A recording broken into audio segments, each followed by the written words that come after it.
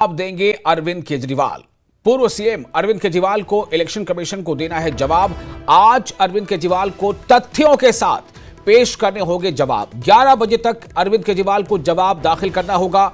यमुना में जहर मिलाने के दावे को लेकर दाखिल करना है जवाब। पहले केजरीवाल ने 29 फरवरी को दाखिल किया था जवाब। पहले के जवाब से इलेक्शन कमीशन यानी चुनाव आयोग संतुष्ट नहीं हुआ और अब एक बार फिर जब जवाब तलब किया गया है तो आज वो वक्त है, आज ही का वो दिन है जब 11 बजे तक अरविंद केजरीवाल को चुनाव आयोग द्वारा पूछे गए 5 सवालों के जवाब देने हैं। सवाल ये था कि जहर अगर मिला तो जहर कहां पर मिला, किस नेचर का वो जहर था, क्या उसकी मात्रा थी। दूसरा सवाल, किस लोकेशन पर मिला। तीसरा सवाल, किस इंजीनियर ने जहर के बारे में ये रिपोर्ट दी कि जहर है पानी में। चौथा, कि अगर वाटर ट्रीटमेंट प्लांट में इसका प्रोसेस नहीं हो सकता तो ये रिपोर्ट इसकी क्या है।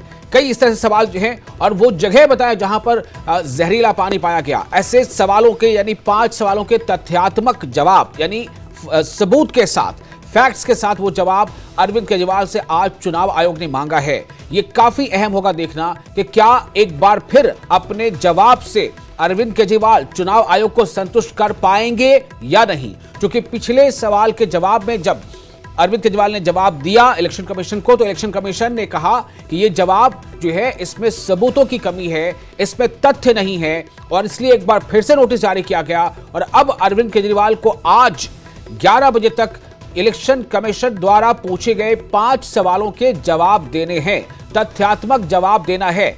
वो जगह बताएं जहां जहर पाया गया, एक ये था सवाल। दूसरा, किस इंजीनियर ने जहर की जांच की, इसका खुलासा अरविंद केजरीवाल को अपने जवाब में करना पड़ेगा।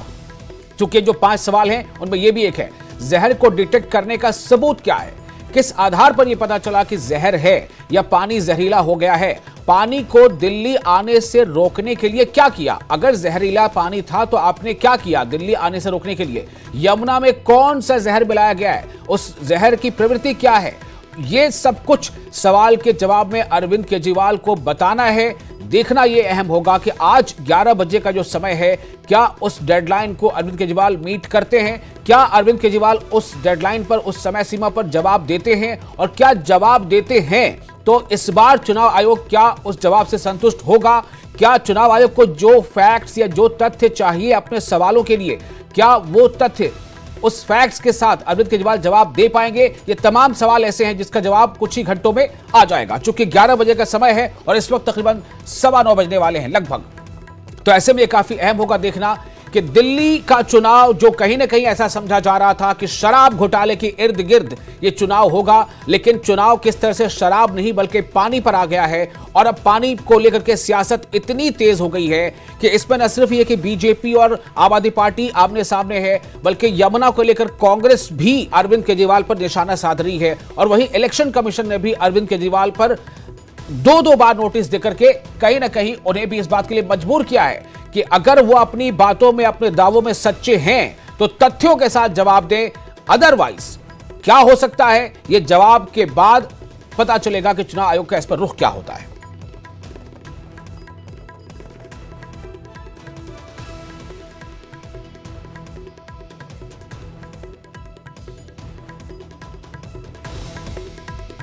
तो अरविंद केजरीवाल को आज इलेक्शन कमीशन को जवाब देना है, लेकिन एक दिन पहले प्रेस कॉन्फ्रेंस कर पूर्व मुख्यमंत्री अरविंद केजरीवाल, दिल्ली के पूर्व मुख्यमंत्री अरविंद केजरीवाल ने मुख्य चुनाव आयुक्त राजीव कुमार पर जमकर हमला बोला।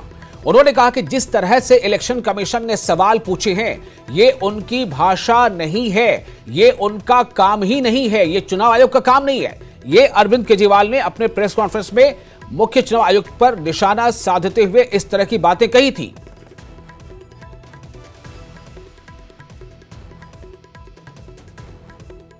ईसीआई को मैं ये कहना चाहता हूं पूरे सम्मान के साथ, उनको दिल्ली के अंदर खुलेआम पैसे बट रहे हैं वो दिखाई नहीं दे रहा।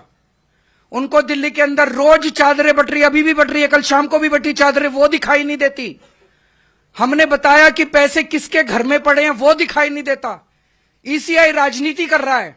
क्यों? क्योंकि राजीव कुमार को पोस्ट रिटायरमेंट 28 फरवरी को पोस्ट रिटायरमेंट उनको नौकरी चाहिए। मैं राजीव कुमार जी को कहना चाहता हूं इतिहास उन्हें माफ नहीं करेगा। जितना कबाड़ा राजीव कुमार जी ने इलेक्शन कमीशन का किया है, मुझे लगता नहीं कि भारत के इतिहास में इलेक्शन कमीशन का इतना कभी कबाड़ा हुआ है।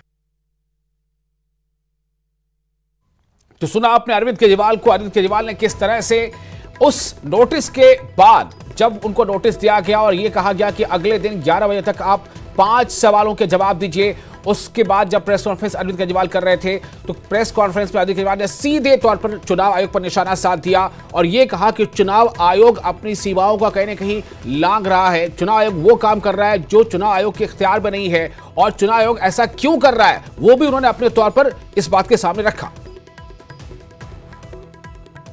और इस वक्त हमारे साथ धीरज कुमार जुड़ चुके हैं फोन लाइन पर, हमारे संवाददाता। नीरज, आपसे जानना चाहूंगा कि 11 बजे का जो समय है, तो ऐसे में नीरज क्या लग रहा है 11 बजे तक का ये जवाब आज अरविंद केजरीवाल की तरफ से इलेक्शन कमीशन को मिल जाएगा? क्या उसकी कुछ जानकारी आपको मिल पा रही है, और क्या इस बार जो 5 सवाल पूछे गए हैं उसके जवाब उसमें होंगे?